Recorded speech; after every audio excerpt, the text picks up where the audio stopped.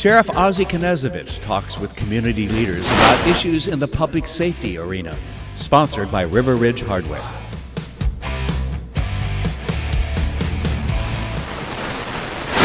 Welcome to the Sheriff's Report. This is Sheriff Ozzie Knezovich, and today we have a really special guest on the show with us today, Sheriff Mark Lamb from Pinal County, Arizona.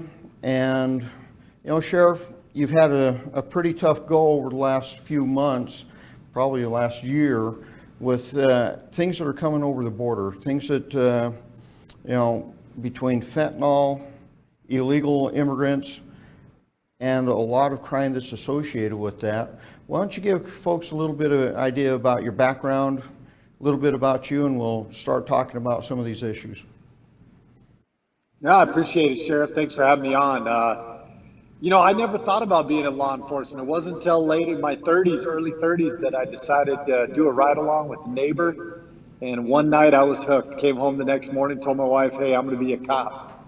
And so I've loved it ever since. I've really taken it to heart. I believe that the men and women who put on this badge every day are heroes in our communities, and they deserve the respect that they probably don't get as often as they should.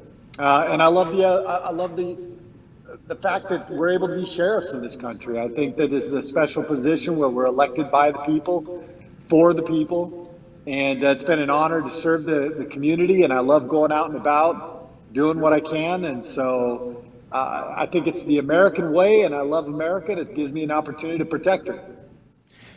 You mentioned the office of sheriff, and here in Washington we're a little bit under attack because one of our counties just voted to go away from an elected sheriff to an appointed sheriff, which basically gave the politicians their total control of law enforcement in King County, Washington. And I don't think people really realize the importance of having that elected sheriff, that title elected, because that means the people are in control. They're the ones that control that office.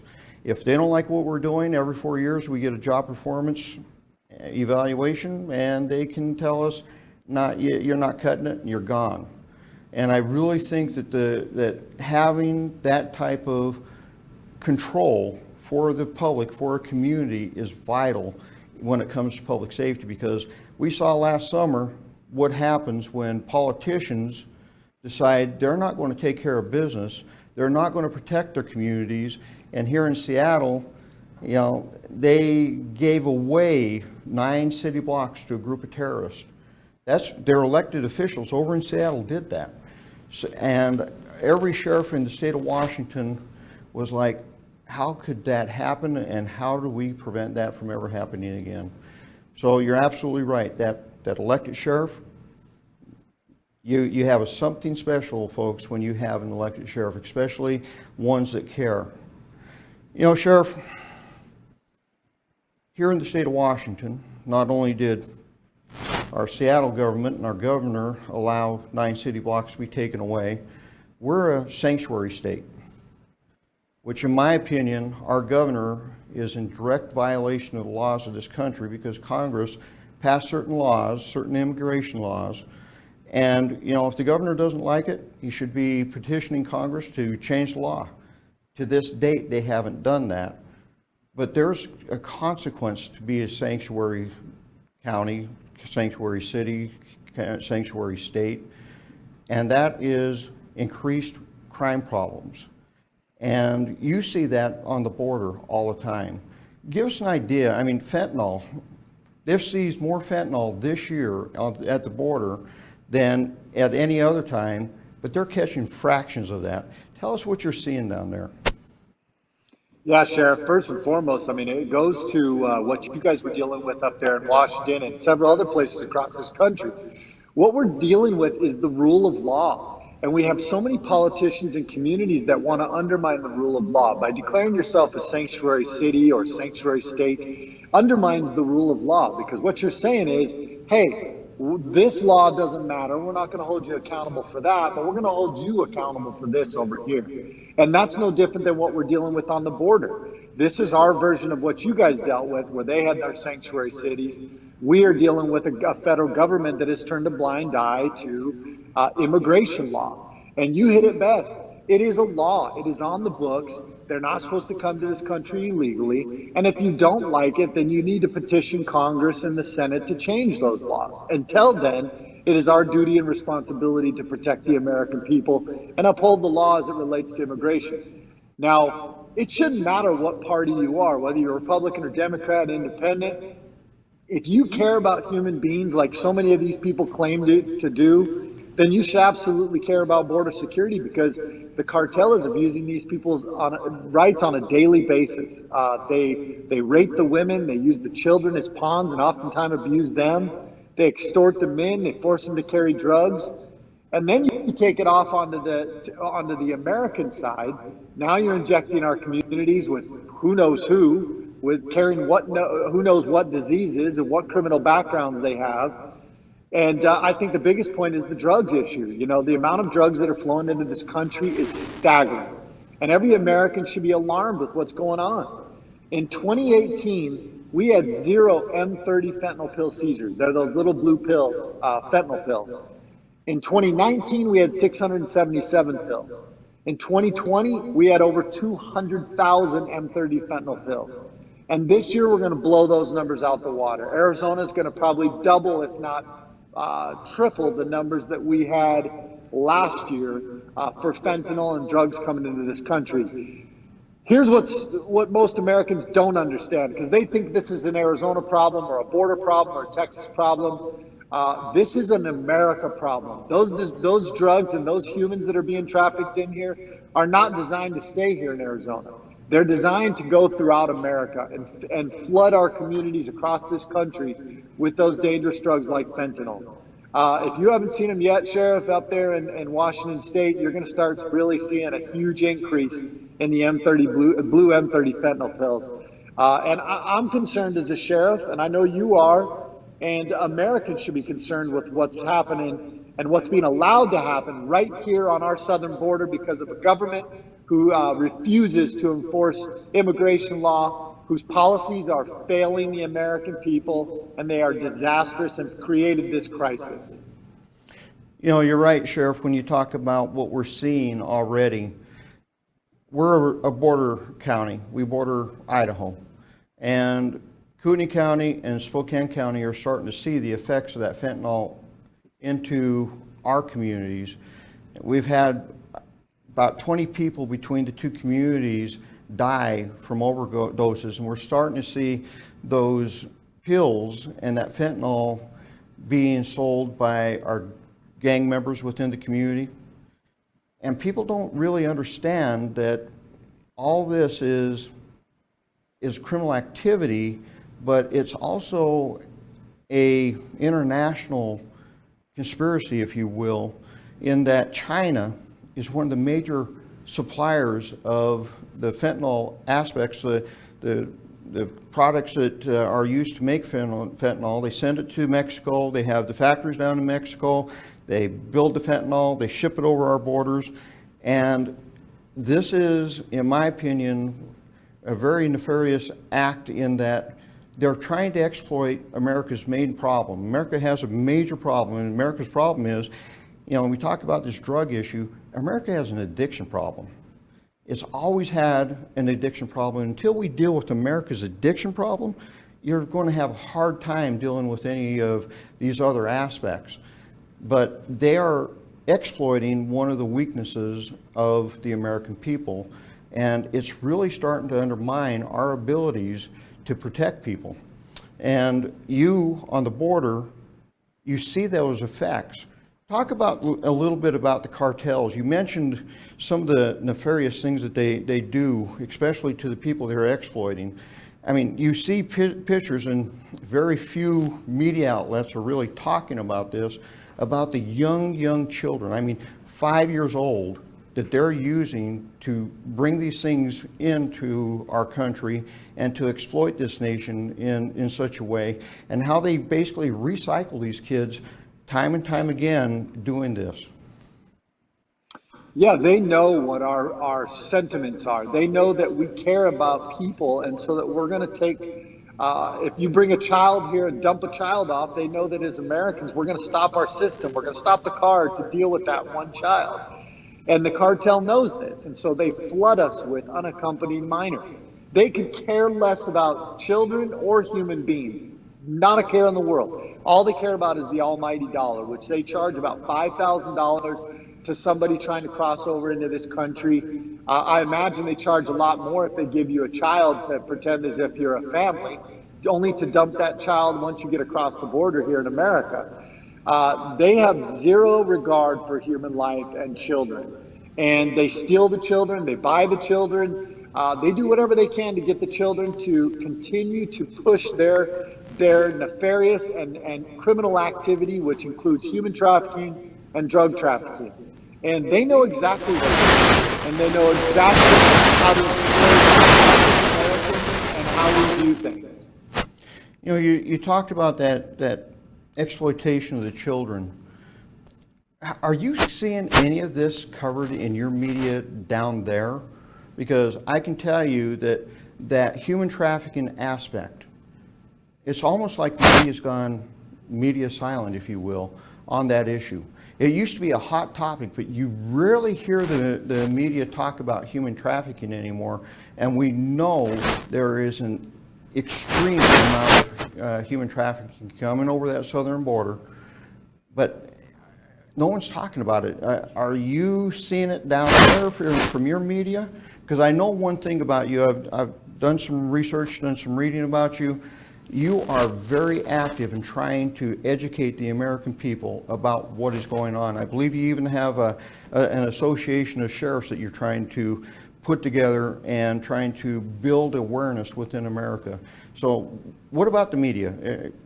Local for you, and what you're seeing on the national level as far as them dropping the ball and not telling the American people the truth about this issue?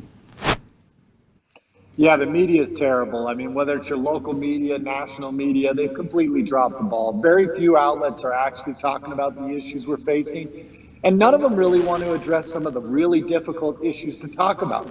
You know, we've got this government talking about COVID, and they've got us focused on the border crisis, which we should be.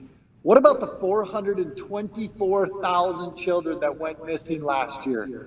Or the 421,000 that went missing the year before that, and the 414,000 children that went missing before that? I don't hear them ever talking about that. They don't talk about the predators on the street that are preying on our children. They don't talk about the women who are being trafficked into this country and who are being sold on a daily basis to men and other people. I mean, this is something that should be talked about in the media, and they're not. They love it when we talk about border or COVID or any of those things, because we're not talking about some of those other uncomfortable issues. And so, look, that's what I want to see. They talk about going door to door to see if you have a COVID vaccine. I would never condone any door-to-door government operation. But if you were going to go door to door, how about start by looking for those 424,000 children that went missing last year? You know, that's why we've stood up. Sheriff, you mentioned it. Protect America Now is the organization that we put together. Sheriffs from across this country coming together to stand up for the rule of law, to fight against bad policies like what we're seeing on the border, and to protect the people's constitutional rights and to uphold the Constitution. That's what we're determined to do, and hopefully your listeners will check it out at protectamericanow.com. We need the support of the people, one voice as the people and as sheriffs across this country. That's how we're going to defeat a lot of this nonsense. I believe you're absolutely right that something has to happen to wake the American people up. And, you know, I do have a lot of hope in that area, because you're starting to see that 80% of America waking up and going, wait a minute, how did we get extremes on both left and right in control of this government? How did that happen to us? What is our way to make this not happen any further? And I'll tell you the secret, folks. Extremes vote in primaries. And if you want to take your government back, you want to get people that truly care about America elected, the people that truly care about you elected, you need to vote in the primaries. That's where everything's won and lost anymore. Vote in the primaries, and vote for people that care about you. You know, way too often we focus on the letters behind somebody's name. Those letters, you know, George Washington, our first president, warned us, watch out for the party system because it will destroy America. It will divide us. And if you take a look around, I think you'll see that the man knew exactly what he was talking about. MS-13, everybody talks about MS-13, Sheriff. What do you see coming across the border in your area, and how much influence do you see that particular criminal organization, that gang, having, and the effect it's having on your area and the United States? You know, fortunately, we don't deal with MS-13. If there was one good thing about the cartels is it keeps MS-13 out of your communities. The cartel hates MS-13 and vice versa. So we just don't, we're cartel heavy here, Mexican mafia. And so you just don't see the MS-13 influence like you would see back on the East Coast or in a lot of other parts across this country. MS-13, from what I understand, talking to other sheriffs, very violent, very destructive to communities, extremely gang-oriented, unlike the cartels. So these are things that, you know, but this is precipitated by their failure to control the borders and by giving strength to groups like MS-13 in parts of our country. I feel for those who are dealing with MS-13, but we're dealing with the cartel here. That's what we deal with, and they are violent. They are destroying our communities through drugs and human trafficking, and that's the battle we face every day. As far as the gang issue that you're seeing in your community here locally, we've lost 6 young men, 15 to 25-year-olds in our community since September due to gang violence, and it's centered around selling guns, selling fentanyl, selling drugs, selling, of all things, vape pens. What are you seeing down there as far as the drug activity and the gang activity, the youth violence in your area? Well, fortunately, we don't have a strong gang presence here in our county. We do have some. We have a unit that I call GHOST, our Gang and Habitual Offender Strike Team. And they're pretty active and stay on top of these kids a lot. So if we start seeing any violence or hearing anything, I mean, we're on them like stink on doo-doo. And this is something that you have to do to be able to combat the gangs. I spent most of my career as a gang and drug detective. And, you know, this sounds terrible, but if you don't have your proverbial boot in their throat, they're going to run amok and they're going to start creating problems. You know, we do have gang activity. I mean, any big city is going to have gang activity. And it's, you know, we do the best we can in law enforcement to try to curtail that or squash it entirely. But these kids, man, every day there's more teenagers. And they are all trying to make their way in this world and try to flex their muscle. And unfortunately, we have to deal with that as law enforcement officials, especially as it relates to gang members. In order for that to be so successful for you, you have to have some kind of community involvement. Parents and community leaders have to be standing behind you in order to not have that gang influence popping up as heavily as we are. And that's one of the weaknesses we've had is, you know, we had a very, very late come to the table response. And some areas of the community have not, they refuse. They'd rather focus on the things that divide us rather than saving the kids. So I take it that you have a lot of your community leaders, as far as leaders within the communities, have your back on this effort. Yeah, you're exactly right, Sheriff. Where you struggle with gangs is because you have weak politicians or politicians who are agenda driven and they are trying to turn a blind eye to it, or they're trying to make excuses for the gang activity and the gang behavior. You look at places like Chicago right now, it's overrun with violent crime and gang members, and it starts with an absolutely terrible government. We have seen it on full display. And then now the taxpayers are having to bail them out on a federal level, billions of dollars to go in there and fix the problem that bad politicians have created. And it goes back to what you were saying before, Sheriff. It's important that we as voters make sure that we're voting in the right people. Local elections affect our daily lives. School boards, county elections affect our daily lives far more than federal elections do. So it's important that you're involved in your local elections.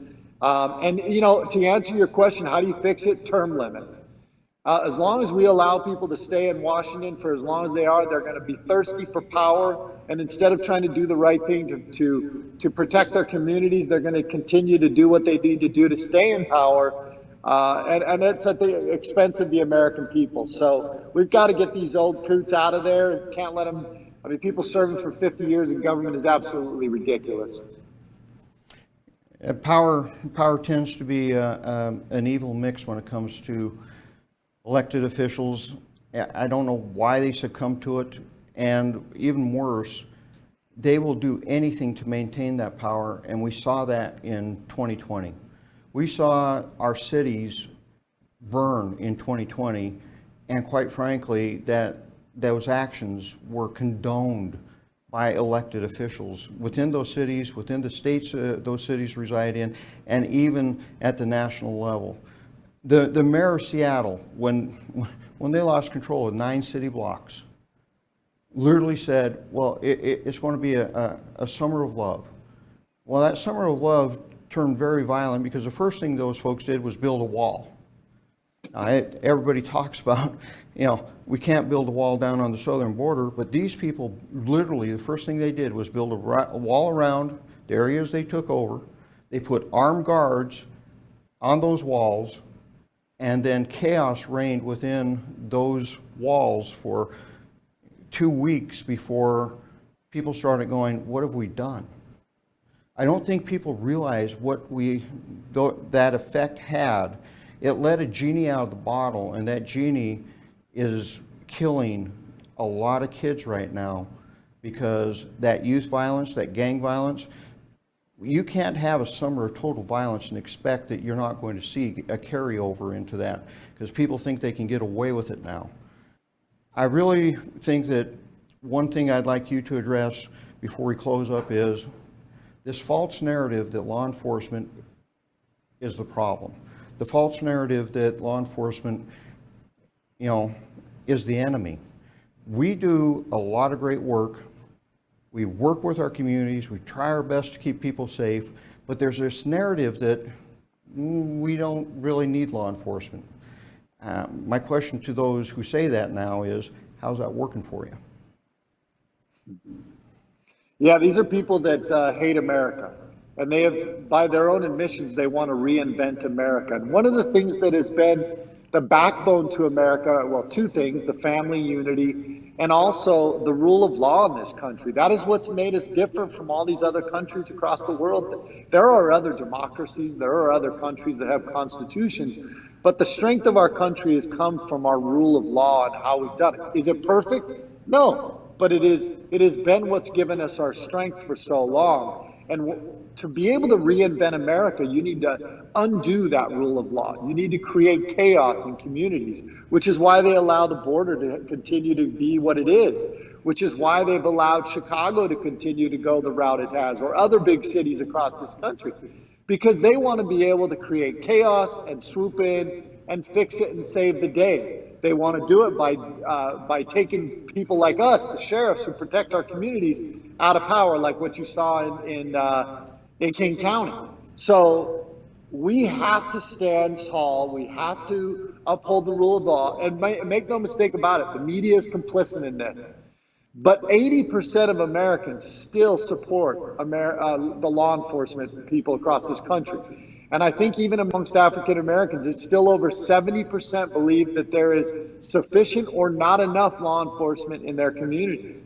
And so we need to understand this in law enforcement. Hopefully the American people understand that. Don't listen to the media. Don't listen to the politicians who would tell you that we're not doing it right, because we are. We're always working at, I know you, Sheriff, are probably like me, where you're always looking at ways that we can fix it and make it better and make our agencies exactly what we want them to be. But to throw a blanket of reform over the entire country, over every agency in this country, is not fair either, because there's a lot of us that are doing it well, and we have good communication with our communities, and we protect our communities. We've reduced crime. We've done a lot of different things. And so I think that this is a false narrative. They don't have any statistics to back it up. They're playing off of emotion, and they are speaking for a very small percentage of the American people who really just don't like America and they want to see it change. You're absolutely right when it comes to those points, because there was just a poll released by Harris Poll. 75% of Americans think we need more police. Right now, that is the number one issue in our country at the political level, and these politicians are starting to wake up to it, going, maybe we missed the boat on this. Well, my goal, and I've told every sheriff in the state of Washington this in May at our Chiefs and Sheriffs Conference, it's time to identify all these politicians who pass these type of reform bills without even asking our input, because I can tell you it's causing chaos in Washington right now. Let them know, let your citizens know, because Sheriff, you tend to be one of the more respected electeds in your areas. Let the people know these politicians that did not support the rule of law, that did not support you, the community, in keeping your community safe, because I work for you folks. I work for the people. Every law enforcement officer out there understands we work for the people. These politicians, I don't know who they're working for anymore, but it surely is not you. Sheriff, I really appreciate you coming on. I really appreciate the work you're doing down on the border. I really appreciate the fact you are trying to educate the American people about what is truly going on. Keep up the great work, and if there's any time you'd like to reach out to us, you have something more to say, we'll have you back on. We'll talk about those issues, and thank you very much for all you do. Folks, this is Sheriff Ozzie. I appreciate it, Sheriff. Go ahead, Sheriff.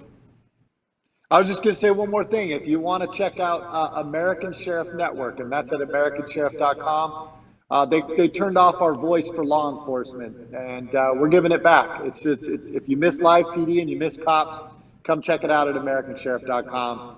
We're highlighting sheriffs from across the country and the good work that they do, and giving a voice back to law enforcement. So thank you again, Sheriff, for having me on. I appreciate it. Thank you for all you do. And if you ever make it down to Arizona, love to give you a tour of what we're seeing down here on the border area. I think I'm going to take you up on that one. And folks, he's right. They had to silence the voice. Live PD and cops, they showed you what was really going on out on the street. And those on the left hated that. They couldn't stand the fact that people were actually seeing what was truly going on out on the streets. They had to silence those voices. Sheriff, thanks for bringing those back. Folks, this is Sheriff Ozzie Knezovich with the Sheriff's Report. Have a great day.